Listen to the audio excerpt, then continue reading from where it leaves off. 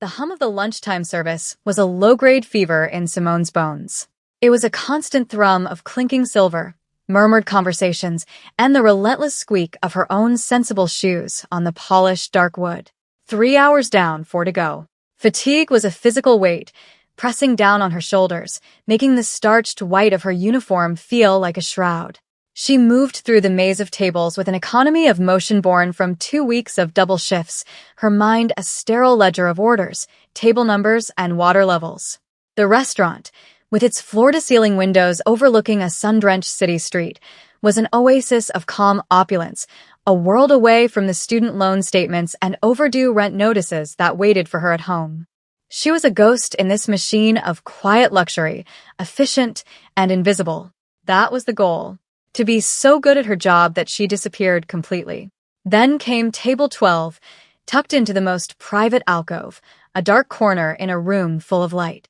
The reservation was under a single name, Mr. Kong, but 4 men occupied the chairs. They were all dressed in suits so dark and exquisitely tailored they seemed to absorb the light around them. They didn't speak loudly. Their voices were soft as velvet, but the silence that fell around their table was a living thing, a perimeter of deference and fear.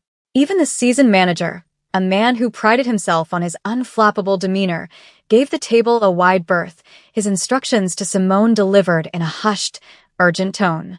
Just water, unless they ask. No specials. No chatter. Understand. Simone understood. She had served rich men, powerful men, arrogant men. But these men were different. There was a stillness about them, a coiled potential for violence that was as palpable as the scent of expensive cologne. The man at the head of the table, presumably Mr. Kong, was the center of that stillness. He wasn't the largest or the oldest, but the other 3 men orbited him like nervous planets. He had hair the color of jet, threaded with the barest hint of silver at the temples, and a face that was all sharp angles and unforgiving planes. He hadn't looked at her once. His attention was a heavy, focused thing, directed solely at the men he was with. Simone refilled their water glasses, her movements small and precise, trying to shrink herself, to become nothing more than a hand and a pitcher. He watched the girl. Minjun had built an empire on his ability to watch, to see the fractures in a person's facade, the tells they never knew they had. This waitress, she was new. He had never seen her before. She was tired. It was evident in the slight violet smudges beneath her eyes and the rigid set of her spine, a conscious effort to fight the pull of gravity. Yet her hands were steady. Her movements were clean, without wasted energy. Competence. He respected competence. His associates were talking, their words a predictable flow of threats, percentages, and territory disputes. It was the language of his world, a language he had mastered before he could properly grow a beard. He was bored of it. He was bored of the fear and the feigned respect in the eyes of the men across from him. They were all predators, circling, waiting for a moment of weakness. His gaze drifted back to the waitress as she cleared plates from a nearby table. She smiled at an elderly couple, a small, genuine thing that briefly erased the exhaustion from her face. It was like watching a different person emerge for a flicker of a second. The contrast was jarring. How could a person hold both that weariness and that light? His business was one of absolutes. Strength or weakness. Loyalty or betrayal. Life or death. There was no room for nuance. And yet, this girl, in her simple white uniform, was a walking contradiction. A problem without a clear variable. The discussion at his table had reached an impasse. One of his lieutenants, a man named Choi, was arguing for a brutal, decisive action against a new rival. Another, Park, advocated for a more subtle approach, a slow strangulation of resources. They looked to him for the final word, their faces masks of eager deference. But Minjun's mind was elsewhere, caught on the image of that fleeting smile. He raised a hand, silencing them both. The entire restaurant seemed to hold its breath. He waited until the waitress was near their table again, her tray laden with empty glasses. "Waitress," he said. His voice was not loud, but it cut through the room's ambient noise like a razor. Every head at the table, and several nearby, turned. Simone froze. The voice was low, resonant, and carried an authority that had nothing to do with volume. For the first time, The man, Mr. Kong, was looking directly at her. His eyes were dark, intelligent, and utterly unreadable. They weren't unkind, but they were not kind either. They were assessing, weighing. She felt pinned by his gaze, a specimen under a microscope. Her heart hammered against her ribs, a frantic bird in a cage. This was it. She had done something wrong. Dropped a fork, let a water glass get too low, breathed too loudly. The manager's warning echoed in her head. No chatter. Yes, sir? Her own voice was a stranger's, thin and reedy. The other men at the table stared at her, their expressions ranging from confusion to irritation. They were not accustomed to their leader being interrupted, let alone initiating an interruption with the staff. The Korean Mafia boss leaned forward slightly, his hands steepled on the table. The silence stretched, thick and uncomfortable. Simone's mind raced. Was this a test? A game? She just wanted to finish her shift, go home, and sleep for a week. I have a question for you, he said, his tone conversational, as if they were discussing the weather. A hypothetical, Simone swallowed, her throat suddenly dry. She wanted to look away, to break the intensity of his focus, but she couldn't. It felt like a physical force holding her in place. Imagine a king, he began, his voice smooth as aged whiskey. This king has 2 sons. The first son is fiercely loyal. He would die for his father without a moment's hesitation. But he is weak. He lacks vision and cunning. The second son is brilliant, ambitious. He sees opportunities no one else does. But his loyalty is conditional. He serves the throne, but you are never certain if he doesn't desire it for himself. The king must choose an heir to protect his kingdom. Who does he choose? The loyal fool or the brilliant traitor? The room was utterly still. The other mafia bosses looked from Minjun to Simone, their faces hard with disbelief. This was not a question for a waitress. This was a thinly veiled discussion of their own world, of succession and trust. They were waiting for her to stammer, to apologize for her inability to answer, to shrink back into the invisibility required of her. For a long moment, Simone said nothing. Her brain, fogged with exhaustion, tried to process the sheer absurdity of the situation. A powerful Korean mafia boss was asking her, a 22-year-old art history major slinging overpriced salads to pay her tuition, for advice on a Machiavellian succession dilemma. Every instinct for self-preservation screamed at her to demur, to say, I'm sorry, sir. That's not my place. It was the safe answer. The smart answer. The one that would allow her to melt back into the background. But the fatigue that weighed her down also burned away the finer points of social fear. She was too tired to be diplomatic. And something else, a stubborn little spark of defiance she didn't know she possessed, took offense at the premise of the question itself. It was a trap, a question with no right answer, designed to reveal a person's calculus of power. She looked directly at Mr. Kong, meeting his unwavering gaze. That's the wrong question, she said. Her voice was quiet, but it landed in the silent room with the force of a gavel. One of the men beside him actually flinched. Another's jaw tightened in anger. Mr. Kong, however, did not react. His expression remained one of placid curiosity. He simply tilted his head, a silent invitation to continue. The king's duty isn't to choose between 2 flawed options, Simone elaborated, the words coming out before she could stop them. His duty is to rule. If one son is loyal but weak, the king has failed to teach him strength. If the other is brilliant but treacherous, the king has failed to teach him honor. His dilemma isn't about succession. It's a reflection of his own failure as a leader and a father. The real question is, why did he let his sons become such poor choices?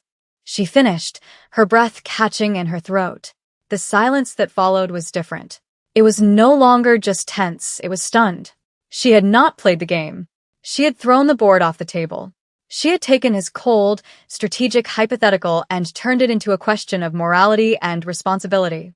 She had, in front of his most powerful lieutenants, implicitly called the theoretical king a failure. Minjun felt something shift inside him, a tectonic plate grinding into a new position. He had asked that question dozens of times over the years, to his advisors, to his rivals, to himself. The answers were always the same, a predictable spectrum of strategic calculations. Empower the loyal one and rule through him. Use the brilliant one, but watch your back. Kill the treacherous one. No one had ever challenged the premise. No one had ever dared to turn the judgment back onto the king. He watched her, this young woman with tired eyes and an unyielding spine, and felt a profound, startling sense of discovery. She saw the world through a different lens, one unclouded by the relentless pursuit of power. She saw the human element, the failure of a father, the duty of a leader. In her world, strength was not just about cunning, and loyalty was not a tool to be wielded. They were qualities to be nurtured. Honor. It was a word he rarely heard, a concept that had been ground down to dust in his line of work. Yet, she said it with such simple, unadorned conviction. His lieutenants were staring at her as if she had grown a second head. Choi looked furious, insulted on his boss's behalf. Park looked intrigued, a flicker of grudging respect in his eyes. Min-jun, however, felt none of their shock or anger. He felt seen, not as a mafia boss, not as a figure of fear, but as the theoretical king, being held to a higher standard. He finally broke the silence. A slow, genuine smile touched his lips, a rare event that made the corners of his eyes crinkle. The tension in the room instantly evaporated, replaced by sheer bewilderment. "Thank you," he said to her, his voice imbued with a warmth that hadn't been there before. "That is the most intelligent answer I have received," he then turned to his men. "The discussion is over. We will not move against them. We will find another way." He had made his decision, not based on their advice, but on the moral clarity of a stranger. He knew, with absolute certainty, that he needed to know her name. He needed to know more than her name. He needed to understand the world that produced such an answer. That single interaction changed the rhythm of Simone's life. Mr. Kong, she soon learned his full name was Kong Min-jun, became a regular fixture. He would arrive for lunch too, sometimes 3 times a week, always alone and always requesting her section. The first few times, the manager was a nervous wreck, hovering nearby, but Min-jun's demeanor was impeccable. He was a quiet, almost solitary customer. He never made demands. He read a newspaper or a thin book, and his orders were simple. But his attention was always on her. It wasn't predatory or uncomfortable. It was watchful, studious. He would ask her small questions while she refilled his water or cleared his plates. "Did you study art?" he asked one afternoon, nodding towards the small, abstract pin on her apron, one she had made herself. "Yes," she'd replied, surprised he'd even noticed it. "Art history," he would nod, a thoughtful expression on his face, and say nothing more. Another time, he asked, "Do you enjoy this work?" The question was direct, and she gave him a direct answer. "It pays the bills." Enjoyment is a luxury. He didn't offer pity or platitudes. He just looked at her for a long moment, a flicker of understanding in his dark eyes. A strange, unspoken rapport began to grow between them. She was no longer just the waitress. He was no longer just the terrifying mafia boss from table 12.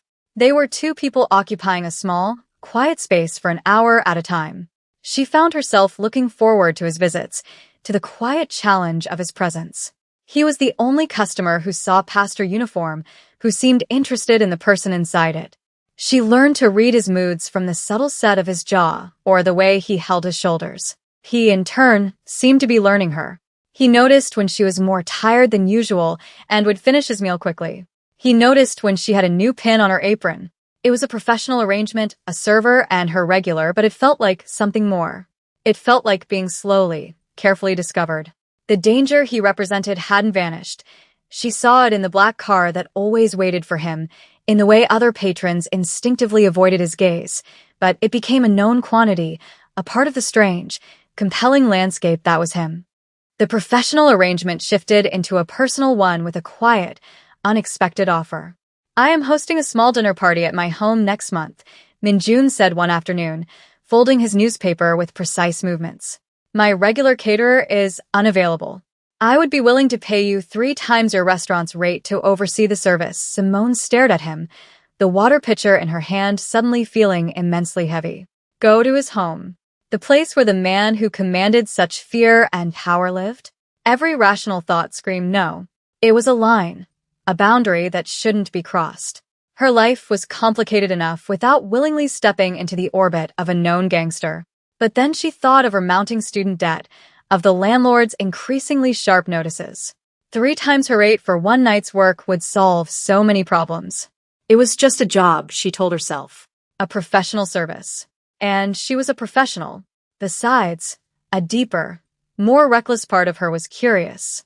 She wanted to see the world he inhabited, the space that contained the man who asked about her art and understood that enjoyment was a luxury.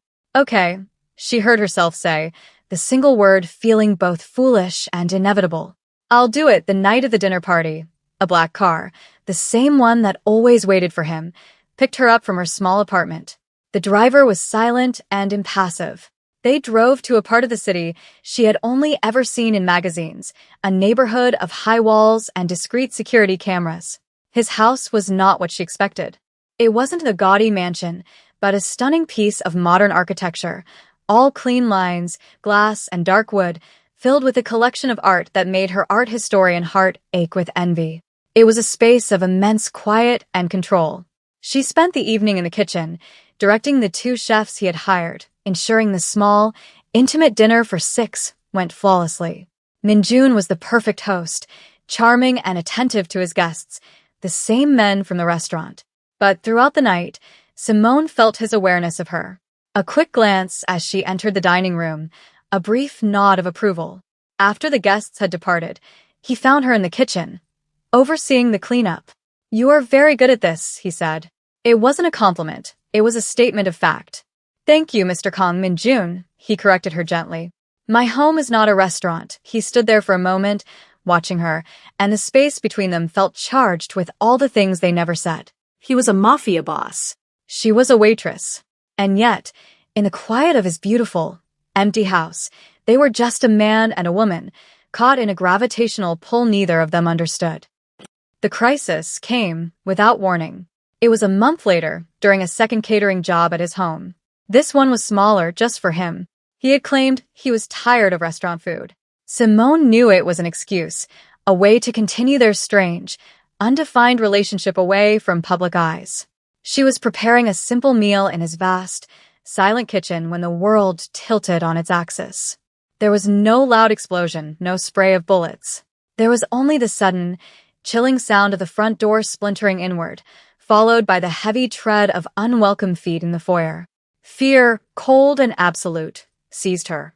She dropped the knife she was holding, its clatter on the stone floor deafening in the sudden silence. Before she could even process what was happening, Minjun was there. He moved faster than she would have thought possible, his body a blur of dark motion. One moment he was in his study down the hall, the next he was in the kitchen, standing in front of her. His face was a mask of cold fury she had never seen before, his eyes chips of ice. "Get behind me," he commanded, his voice a low, dangerous growl. He pushed her back toward the pantry, shielding her with his own body. He held no weapon, yet he seemed more dangerous than any man with a gun. 2 men appeared in the kitchen doorway. They were large and dressed in black, their faces grim. They were not his men. They saw Minjun, and then they saw her, cowering behind him. A slow, cruel smile spread across the face of the lead intruder. Well, Kong," the man sneered. "We didn't know you had acquired a new hobby." The man's eyes lingered on Simone, and Minjun's posture changed. The cold fury solidified into something primordial, a killing rage. He took 1 step forward, placing himself more firmly between Simone and the threat. "You will not look at her," Minjun said, his voice dropping to a near whisper, yet carrying more menace than a shout. "You will leave this house now, or you will not leave it alive." The air crackled with violence. Simone could barely breathe. She was seeing the other side of him now. Not the quiet, thoughtful customer or the lonely man in a beautiful house. This was the Korean Mafia boss, the predator his enemies saw. And he was putting his life on the line to protect her. What happened next was a whirlwind of brutal, efficient violence. It was over in less than a minute. Minjun moved with a terrifying grace, a dancer of death. He used the intruder's momentum against them, a series of precise, devastating strikes to their joints and throats. There was the sickening crack of bone, a strangled gasp, and then 2 heavy thuds as the bodies hit the floor. He didn't kill them. He dismantled them. They were left broken and twitching on the pristine kitchen tiles. Minjun stood over them for a moment, his chest heaving, his hands clenched into fists. Then, the rage receded from his face, replaced by a profound, raw vulnerability as he turned to look at Simone. He saw the terror in her eyes, the way she was pressed against the pantry wall as if trying to merge with it. The professional veneer, the carefully constructed distance between them, was shattered into a million pieces. She had seen the monster. He took a hesitant step toward her, his hand slightly outstretched, then let it drop. "Are you hurt?" he asked, his voice strained. She could only shake her head, unable to find her voice. Her mind was reeling, trying to reconcile the man who discussed art history with the man who had just incapacitated two armed intruders with his bare hands. He looked broken, not by the fight, but by her fear of him.